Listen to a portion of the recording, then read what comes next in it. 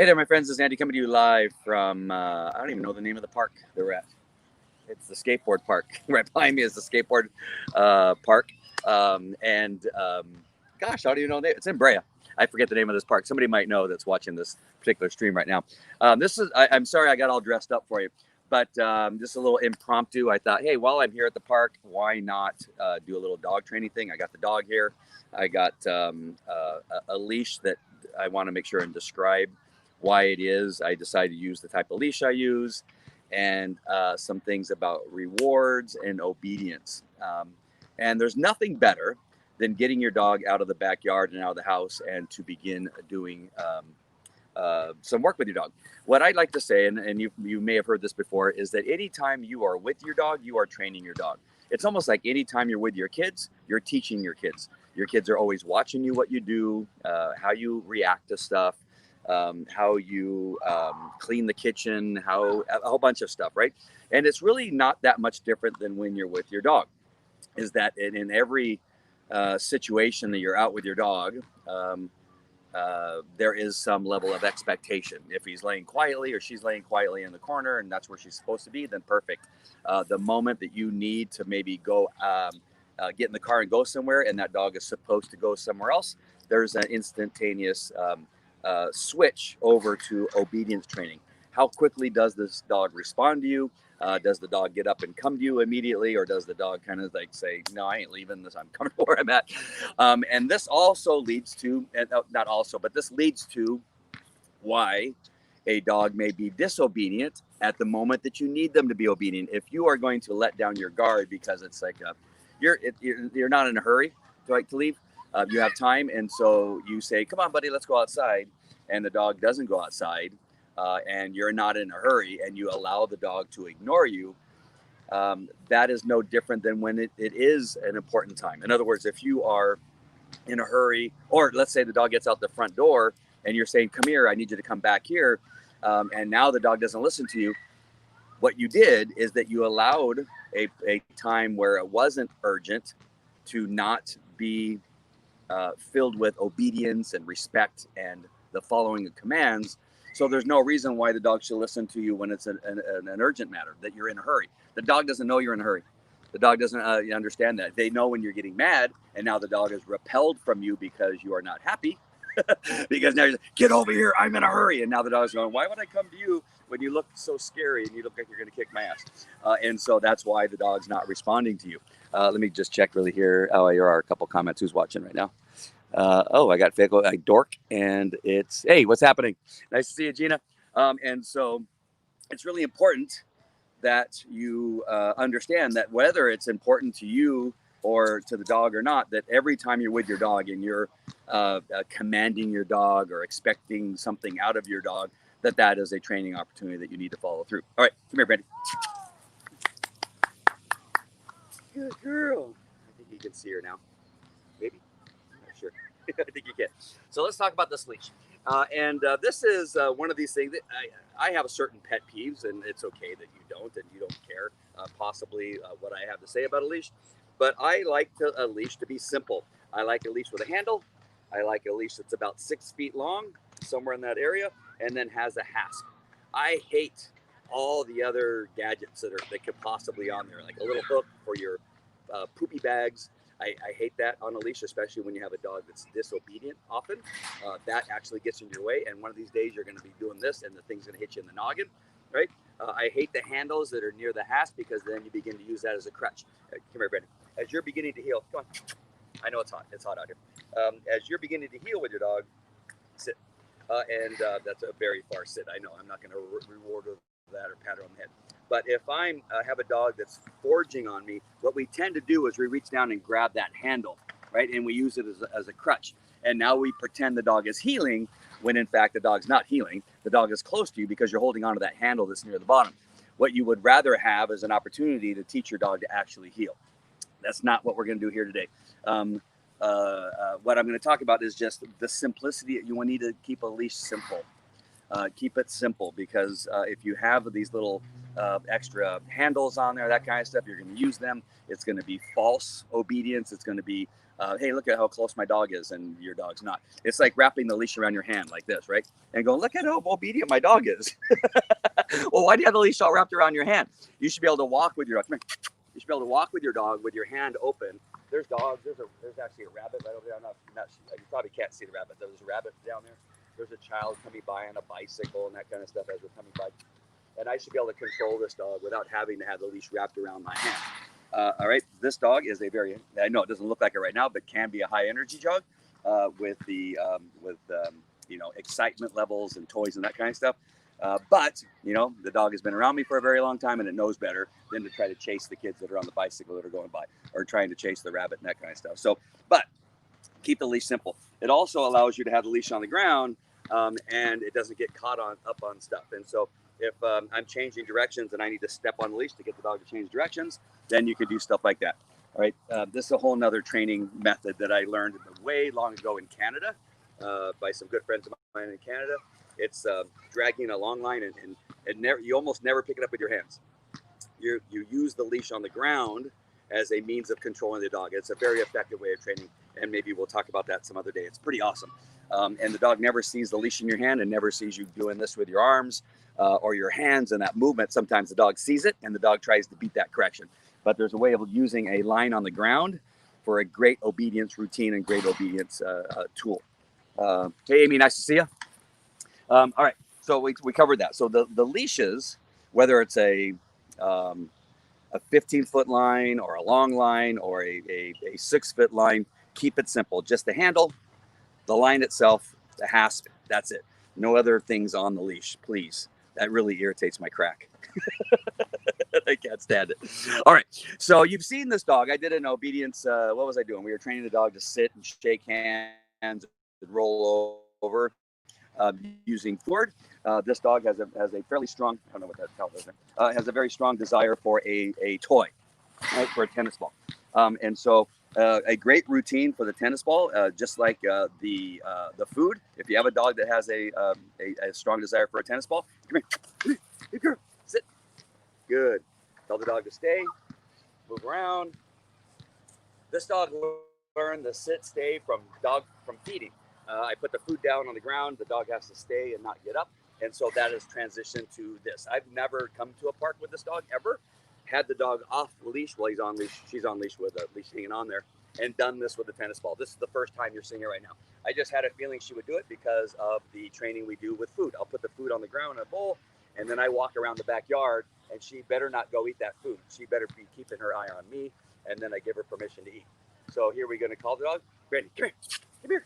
Notice how I back up, sit, good, and reward the dog with the ball. Nice, nice, nice, good job. It's so hot out here, I know, good girl, nice, nice. A little bit of a double reward. Not only did I give her the toy, but we also play a little bit of fetch really quick, and now we do it again. Sit, I'll take the leash off. I have pretty good confidence in this dog. I'm not recommending you take your dog off leash in public. That's against the law. Stay.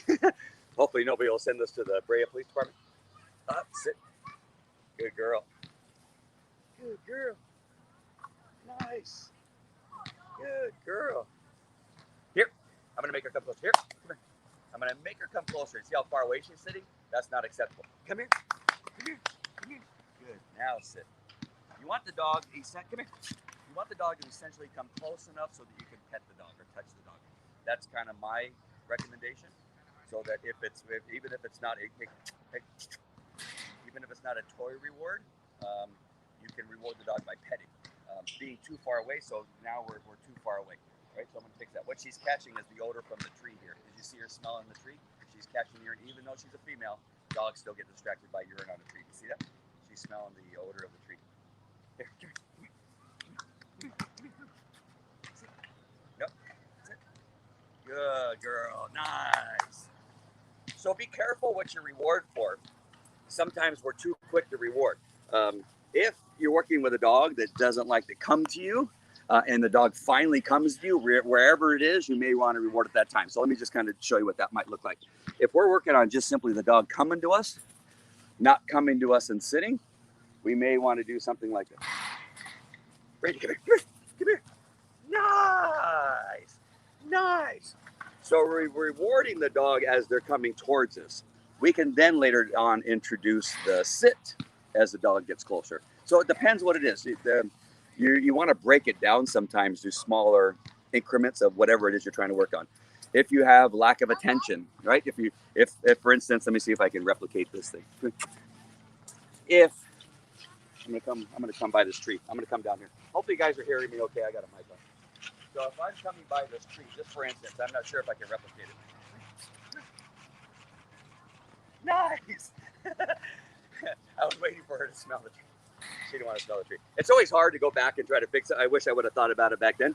But if you have a dog that's having trouble focusing, focus is important to those dogs who have aggression, right? So if a dog has aggression when it eyeballs another dog, then in your obedience, right, you want to teach the dog to give you focus. In other words, to look at you. So when you're walking down the sidewalk and you're walking along and the dog now is looking at the other dog, quite often it's the eye contact that causes the and the growling. Then in that case, you may want to teach the dog to look at you. And again, you may not want to stay on the same sidewalk when you're working on this. You may need to add distance to give the less stimulation, to reduce the stimulation. So so you can see the sidewalks over here, possibly, yes. So the sidewalk is about, I don't know, 25 feet, 30 feet from me. And if my dog had trouble with other dogs, then I need to come here to where when I have maybe a helper walking another dog by, or I go to a place that's really busy with dogs. And then when the dog comes by, then I get the dog's focus and then reward for that focus, right? It'll probably need to be a treat, maybe not a tennis ball, because quite often you'll throw the tennis ball, and because the dog's anxiety and desire to fight is so strong, the dog will drop the ball and then go attack. So in that case, it may be food, because you can also reward quicker with food. Food will be a little bit more of a motivator. There's a dog barking over there. Hold on. I'm going to go down here. I'm going to look really quick while I'm here. Beautiful dog. How old is she? She's 2. How long has she been with you? Well, she's been with me for about 1.5 years, but we didn't do much with her. We taught her how to do bed bug detection, but that was about it. I didn't do much more in obedience. Now we're starting to do obedience because now she's become kind of a house dog. I need to bring my dog. Yes. So here we have treats. So this is a little bit more of a motivator for this dog. So I'm just going to use this as an example. So let's just pretend this dog is dog aggressive, and the dog, when it sees another dog, becomes aggressive. And again, I'll have the dog on leash too, so don't let me fool you. Actually, let me do that just to make sure that I keep everything copacetic. So let's say that this dog is madly aggressive at other dogs. And you can, if the dog is, good on the leash, good on the collar, doesn't try to slip out, and hey, nope, show me. Okay. You want to keep the dog's attention. So you see, she can't even keep a treat in her mouth. Hey, Brandy, you can't fight. Give her the treat in her mouth. Stay focused. Stay focused. Good. And so you want to keep the dog focused, and you're being really obvious with the treats, right? They're right out in front of her face. And as the dog is going by, and we have distance, not too close to me. I was hoping somebody might come by with something. Is that you just want to maintain that dog's focus. If the dog turns his head, no, good, right? You give something, a verbal correction, a loud, like a corrective noise. I don't like the word no. And the reason is we use no a lot. And no, it really isn't a command. No, what you need is something to distract the dog's brain, to get the dog's attention back on you, and then to give the dog the command. So instead of always saying no, sit, you would go, hey, something sharp, and then watch or look or whatever other commands that you have. Again, this is an aggressive dog, so I've not picked one for this dog. But in some cases, I've used watch, where I want the dog's eyes on me, or look, and make sure the dog is focused. This dog already knows focus because, again, the dog has to be looking at me before it can eat. So she's already got that down from wanting to eat. Good girl. I wish somebody would come by. Again, this is impromptu. I just I'm here with the kids. I promised them that I would take them and their friends to the skate park. So we're here for training. Hey, sit. Good. See how quickly she responds. So I'm using just for instance, there's a treat on the ground that she's trying to sniff. Good. Nice. So let's see if she puts her nose down. Just sniff. Nope. Good. You see how she started kind of looking off in the distance, and that sharp no that I told you that I don't like. Hey. Nice. Good. I'm going to wait.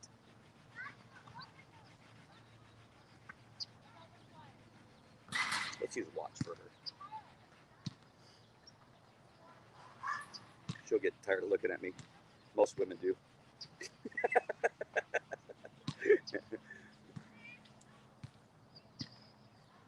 I got somebody walking up here. Hey. Watch. Good. Good. I'm running out of treats. So I got a bug flying in my face.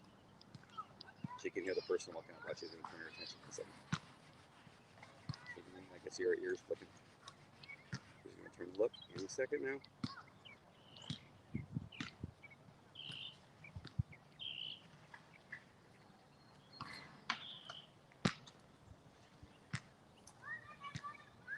Hey. Nice. Watch. Good. I knew you couldn't hold it too long. I knew she had to look eventually. Good. All right. I'm going to get rid of the treats. All right. So let's really quickly talk about treats versus toy. So you can see that her focus, she's a little bit higher food desire than toy desire, although her toy desire is strong. The question often comes up, when can you wean the dog off of doing something for a treat? And it's when things become reliable. And in the end, you will need to give the dog something, right? Either a good girl or a good boy or a pat on the head or something. But when you start getting reliability with the treat, kind of like what I got with this dog. When I have the treat in my hand, she just stares at me for a very, very long time, much longer than probably most dogs could handle it. The dog waited until I could see with her ears that she heard the guy coming. And dogs can nearly see their tail. So I know that she could also see the man coming, but dogs can't help but turn their head to look at whatever that thing is. They want to know if it's one of the kids. They want to know if it's somebody with treats. They want to know if it's somebody else with a ball. They want to know if it's somebody they need to, be protected from. There's a lot of reasons why a dog would turn and actually make focus on whatever it is that's coming. And so for her to wait as long as she did, it was again for the food that she thought that I had in my hand. So that will become more reliable as time comes on. Here we go. I got some kids coming. Sit. Yeah. Watch. Oh, of course they stopped. Little bastards. You're hearing what's going on in my head. I should not let you hear what goes on in my head. It's not always good. Just so you know. Dang it, they stopped. We got some bugs flying around here. We got some Brea, the Brea. Hey, nope, what? Good girl. So she thinks I have a treat in my hand, right? And that is what you're gonna get. You're gonna have a period of time that when you put the leash on the dog, you begin to do your obedience, and maybe the treats are in the area like they were here. There's an expectation from the dog that the dog's gonna get the treats. But at some point, you do need to wean the dog off of, the requirement of you having treats or you requiring you to have a toy. Because what is obedience? Obedience is the dog's desire to follow direction, to respond to commands, to respond to certain conditions that the dog understands that it can or can't do something. And you want that to be the prevailing thought, not that I may get a treat if my butt is on the ground. I may get a treat if I don't run away. I might get a treat if I don't eat the neighbor kid, right? We want it simply to be, I can't eat the kid, right? I need to come when my owner calls me. So when it becomes reliable with the treat or the toy is then when you begin to do variable reward training. In other words, sometimes they get a treat and then sometimes they don't. And so right now I have no treats in my hands. I do have a ball in my pocket. I'm gonna put it up here in the tree. You want to be careful because what I could have done, and I've learned my lesson, right? What you can do is you go, I don't need the toy, and you throw it. Now what does the dog do? The dog goes to try to chase the toy. Now you got to stop the dog from chasing the toy, and it sets back your training. So the toy being up there, the dog knows it's there.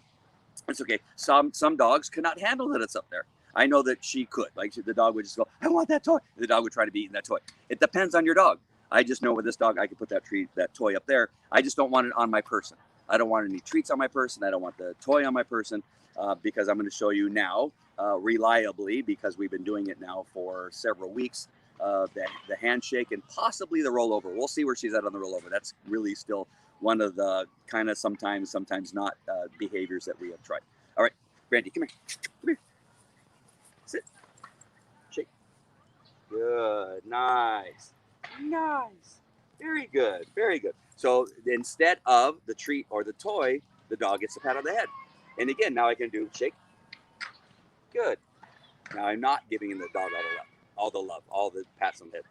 Randy, shake. Nothing. Nothing. Did she do it because I didn't give her a reward last time? Yes. Shake. Good. Now I reward her. So in those 3 instances, she got a little pat on the head, and then she didn't get a pat on the head. And then she did it again, and then I give her a pat on the head. And then what we do is we then begin to space out the pats on the head and then the reward. And so now the dog is performing based on the command and the understanding that she has to do it, that at some point she's probably going to get some love, and she's going to get fed her bowl of food, and everything is going to be good. And so with variable reward training, you begin to distance your the times the dog actually gets an immediate reward with the promise that at some point they're going to get a reward. That's how they train whales and dolphins. I almost said dolphins. Whales and dolphins is with variable reward training quite often. And it works for any animal. Even chickens, we've done it with chickens way back when. I remember training chickens. They're a pain in the ass, but we train chickens too. I've even trained a cat, which is maybe as difficult sometimes as a chicken. Okay, let's try the reward, or the rollover. Come here, Brandon. Come here. I'm just trying to make sure she's in the camera there. All right, down. I've never done it with a leash on. Roll over. Roll over. Nice! Come here! What a good girl! You see her sniffing around for a toy or a treat. She rolled over and she's going, hey, did I miss the treat? Did you drop it? Where she's never done a roll over without getting a treat. Also, we may be in the area where that treat was earlier that I dropped. And so she's going, wait a minute, what happened? But that was a really good rollover. That's one of the, again, it always seems to happen on camera. Thank goodness. Okay, down. I didn't say rollover. I didn't say come here. Good. Sit. Good. Good. Yeah. Nope. Come in. So I don't want her. You remember from my last video? She's now guessing. She's trying to figure it all out. Now, again, you're going to have to kind of massage this a little bit. If you've been really working on a behavior and you're finally getting it, you may want just to allow her to kind of guess the game and roll over. But that's not necessarily where we're at right now. So again, just pretend I'm actually pretending that you're not here. So I would not reward her for doing something. And people are going, but she's being so good. I don't care. I want her to do it on my command. All right, sit. Nice, very good, very good. So I'm telling her to sit and not lay down, because now I'm alternating the behaviors. I know that she's been pretty good at laying down, so now instead of having her lay down, I'm having her sit. What that's going to do is it's going to cause some hiccups. It always does. Down. Down. Good girl. Good girl. Good girl. Nice. Nice. What a good girl. What a good girl. So why am I rewarding her so strongly for laying down? Because she laid down without attempting to roll over. Do you see how it works? And so I didn't say down, roll over, right? I just said down, and she stayed upright, as opposed to starting to lay over on her side. Because she did that, I want to reward her for that behavior, right? So we want to do this incrementally. We want to make sure that we are rewarding the command that we're actually telling her to do. I didn't say down and kind of get on your side. I didn't say down and roll over. I just said down. Before that, I had her sit, and she sat. So before we cause her more confusion, I'm hoping this is making sense to you, that these things are really important. I know that it seems like, well, it's okay that she kind of leans over. It's okay that when I'm not in a hurry, she doesn't follow my directions. It's okay. So you're beginning to make excuses based on the situation, but the dog doesn't know those situations. The dog doesn't know that. We want to make sure that if we want obedience when we need it, and that's usually an emergency, right? When a dog is running towards a street, and when it's running towards the street and it's about to hit by a car, that's when we want the dog to lay down. That's when we want the dog to stop. That's when we want the dog to come when we call it, whatever it is. But you're not going to get that if you're not being strong on the times that you don't need necessarily immediate response. But what we want is to require immediate response even when it's not an emergency. I hope that's all making sense. Who are you? And why are you bothering me when I'm trying to shoot a video? Are you okay? Are you hot? There's water in the truck. Yeah, I know. You did? Yeah. Okay, you just came over here to see what I was doing? No. What happened? Did you get hurt? Since the playground was open, I was done. Yeah. Oh man, I'm so I just went over there and You want to go over there? yeah, and then I fell on the Oh, are you okay? Yeah. Are you okay? Yeah. Okay. I'm flipping when it started. Nice. All right. I appreciate you telling me. Where are you going now? Are you going to go over to the playground? No, I'm just gonna Okay.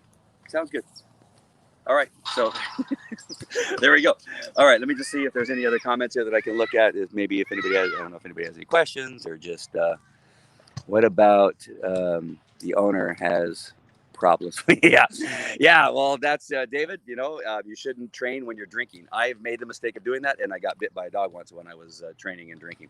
It was bad. I ended up in the emergency room. Just sharing a little story there. Yeah, the owners, that's the hard part. That's why I don't. Oh, sorry about that. That's a repeat. Great info. Good. Thanks. Thanks, Susan. Nice to see you. Great. That was a really good rollover. It was a good rollover for her. What else? I already said that one too. Hey, Stephanie. Nice to see you. And bada bing, bada boom. All right, very cool. All right, yeah, so that's one of the leash. Just a review, a leash with no handles, no poop bag holder on it. I can't stand that, or a clip on it. You know, there used to be when I was a police officer, a canine handler, we'd put the leash around our waist, and there's a ring that was on the handle, and you'd take the hasp and you'd clip it to that ring. That's the idea of the whole thing. Well, with these police dogs, sometimes you would be giving a strong correction or stopping the dog from going somewhere. And that, sorry, there's bugs, and I'm waving. And then the ring would catch you like right between the eyes, and it would hurt. I mean, some guys would be bleeding from that. So when I ran my own academy at Falcon Canine Academy, and they would get those leashes, one of the first things we do is we take a bolt cutter and cut that ring off, because it just, even that little ring on the end of the handle would cause grief. And you want to reduce everything down to its basics when you are training your dog, so that you're not having to worry about a bunch of other things. You're not getting in the head with a ring. You don't have that poopy bag thing causing you grief, and then you're not using the handle down near the bottom as a crutch. And so make sure that you just stay simple with all that kind of stuff. In regard to treats, you're going to use the treat that gets your dog motivated to do stuff, and maintain that treat for a period of time that you get consistency with the behavior that you're trying to shape, whether it's to stop doing something or to do something. And then also the correction. So you're going to use the correction necessary, not any more and not any less. Make sure you understand where your dogs, and we didn't talk about corrections on this one, but I'm just going to talk about it in that point, in that the correction should only be what your dog needs at that moment. If it's aggression, it's going to be a higher correction. If it's simply for obedience, it's going to be probably a much lower correction, depending on what it is you're trying to do. And so you want to make sure you don't use the correction you would use when there's aggression, because you're going to turn your dog off completely to obedience. And so when you need to use a correction, only use the correction necessary for what it is you're trying to shape at that moment to get the dog's attention. And then when the dog does what you want, then make sure that reward is available. And then only use the reward as long as you need to get reliability. Once you get reliability, then you begin to go to variable reward training. And then, early on, it's varied, like, one sit without a treat, one sit without a treat, and then one sit with a treat, and then one sit with a treat, and then maybe one sit with a treat, and then 5 sits without a treat, and then 2 sits with a treat. and then you begin to space that out. If you see any time where the dog stops responding, then you just go back to treating more often until you get reliability. Hey, Bo, can you get Brandy? She's kind of wandered off, smelling the ground as I'm talking here. She's fine. She's just exploring. Yeah, she's okay. And then variable reward training. And then I went into focus, right? We went a little bit of focus. Focus was just making sure the dog kept attention on my eyes. And because it's the eye contact that quite often causes the aggression. So if you can have the dog looking at you instead of the other dog or maybe the kid on a skateboard, you may have less times where the dog becomes aggressive, that the dog is focused on you. Sorry, there's a lot of activity happening around me right now. Thanks, buddy. You're a good helper. Where were you earlier when I needed a distraction? Yeah. You should have been reading my mind. Hey, how'd you get this on your shirt? Damn. Woo-hoo-hoo. Booyah. Booyah. Oh, I hurt your leg. All right, my friends. If there's any questions, let me just check to make sure. Thank you for the award there, Mary. I appreciate the award very much. All right. I'm glad that you liked it. Good. Oh, the good rollover. Yeah. Want me to roll over? No, just kidding. All right, my friends. Anything else? Anything you want to do? Are you good? What were you doing? What were you doing? Were you doing this? No. What were you doing? You were just being happy? What do you mean?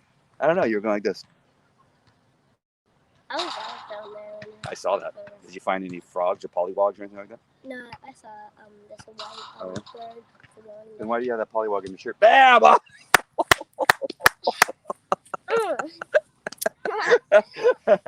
Bam! Dude just did it to you. Come on, bro. Wait, what's that? I don't know. What is it? Look it. It's a hemp leaf. Look it. It says today's CBD oil. Go to today's CBD oil to get your CBD. Right No, there, I have a microphone. You're messing up my mic. Oh, you look it. No, you're messing up my mic. I just want to make sure that it was still there. All right, my friends. I missed it. Oh, no, I can't. He won't fall. You wouldn't fall for that again, would you? That thing that's right there. Nice. He didn't fall for it. All right, my friends. I love you guys. God bless, and I will see you later. Bye. Take care. Oh, you know what? I can do my thing here. Hold on. Stand by. I can do my. Oops. Oh, I hate it when that comes down. Now I don't know how to get out of it. Dang it. Okay, here we go. All right, my friends. I'll see you later. Take care. Can I take a break?